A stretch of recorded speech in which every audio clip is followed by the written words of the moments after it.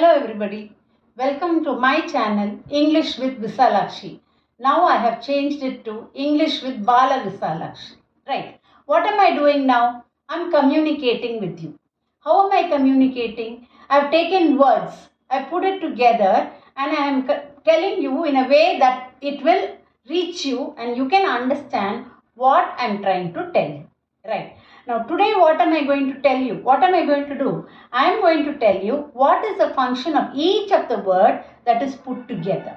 Right? See, animals also communicate, but they communicate with sound. We communicate with words. Each word has its own work to do. And that is what I am going to tell you under the title Parts of a Speech. Okay? Now, why do we need to know what are the different parts of speech? As I told you, unless you know what is the function, what is the use of each word we are using in a sentence, you will not be able to understand what I am trying to tell you or what others want to communicate to you. So the main work is the functions. Next, everything has to have a structure so that it will go on in an organized manner. So too should our communication be done in an organized manner. We cannot just put words as we like in a haphazard manner. Okay. So a structured framework has to be created. Now I'll compare that structured framework to that of a construction of a house so that you'll understand easily. When we want to construct a house, what do? First we lay the foundation. Once the foundation is completed using stones, then we go on to the construction of walls, rooms and so on. Right? And that is done with bricks. When that is over, we go on to the laying of the roof. Right? And then the construction is completed. Right? Now this I am comparing to the construction of a sentence.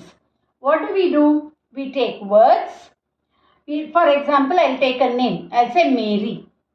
Now then I want to say what she is doing. Mary eat. It is not complete, right? So I take the words. I put the words together. Mary is eating. Then I complete it. What is she eating? A banana. So I take words. I put it together. I frame a sentence. So have you understood the relation between the constructions that is going on for a building and a sentence? Right? I've correlated both. So the first part is called the subject. That is a person, whoever or the object, whatever we want to concentrate on is called the subject.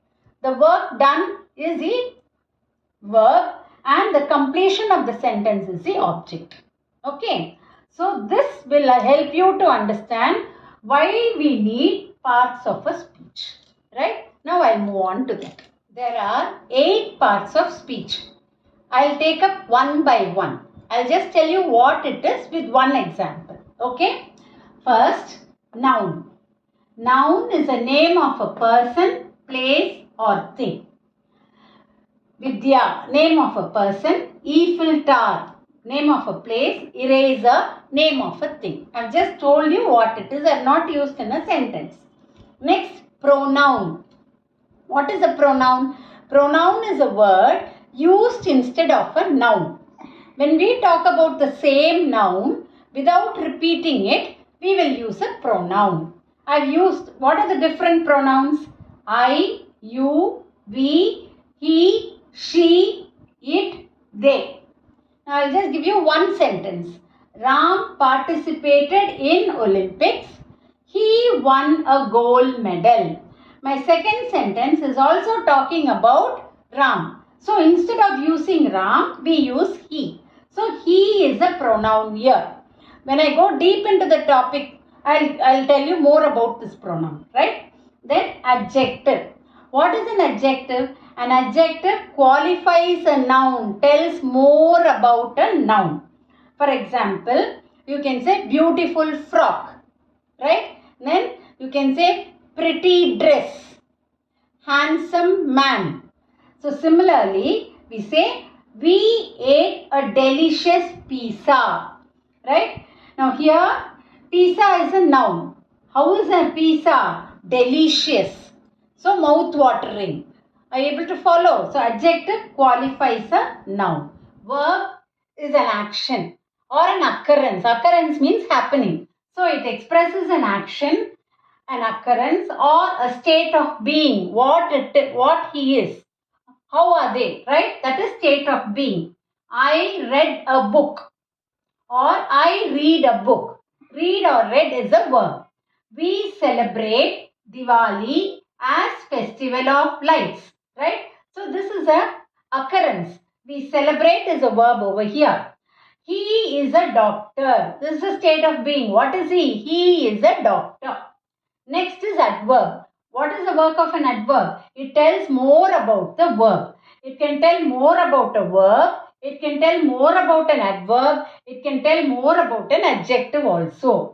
She sings beautifully. How is she singing? Sing is a verb. Beautifully. Most of the adverbs will end with ly, right?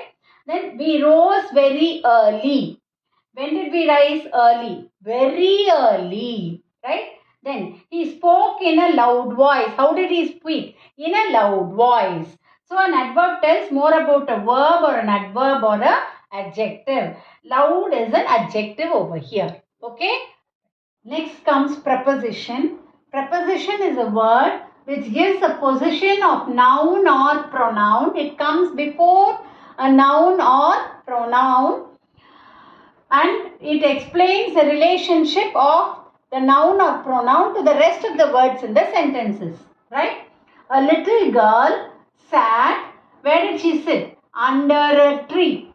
The word under is preposition over here. Right? The next one is conjunction.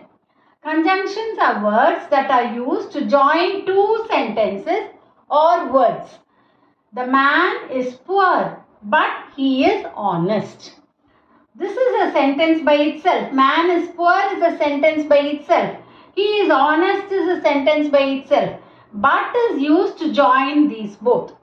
So, conjunction is a word that is used to join two sentences or words. Interjection. Final, the last part of a speech.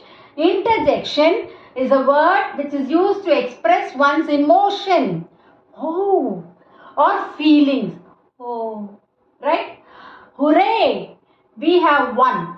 Here, hooray expresses is an interjection. Right? It expresses one's happiness. Now, when I started this video, I gave the example of why parts of a speech are important using a house. Now, I'll tell you the various parts of speech using the same house. Like, see, to construct a house, you use various things. You use bricks, you use cement, right? You use stones. So, all those are called noun. And when we talk about the same thing, we repeat it using a pronoun, right? Then, adjective. Finally, to give a final touch is given to make the house look very beautiful. That is called adjective. Then, next one is verb. You have people working over there. You have people laying the tiles. You have people plastering it. You have people painting it. So, that is a verb over here. Then, adverb. How hard they work when they move up, especially when they climb up the ladder to the ceiling. They work very hard. So, that is adverb over here. Then next, we come to conjunction. See, everything cannot stand apart. It has to be joined together. The side walls, everything has to be joined together. So, that is called conjunction. Then, you have the elevation. When you look at the elevation and which adds on beauty to the house, we say it's beautiful. So that is interjection over here. The next one, the final one, preposition. When one brick is laid over the other, it is called preposition. So have I used the same house to describe the different parts of the speech? I think you would have understood what is what. In my next 8 videos, I am going to explain to you what each is. Look forward for that. Thank you.